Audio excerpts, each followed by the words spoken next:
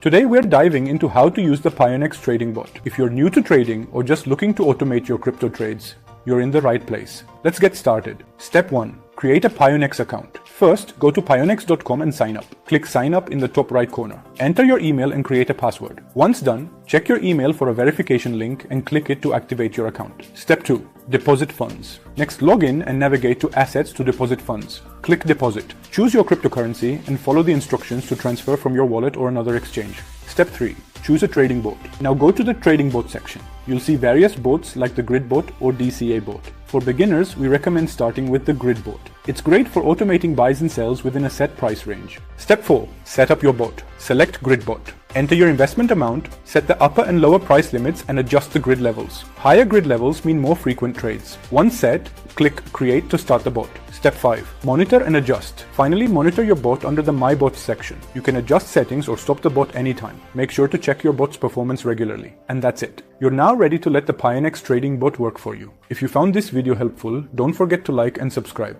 Drop any questions in the comments below. Thanks for watching. Happy trading!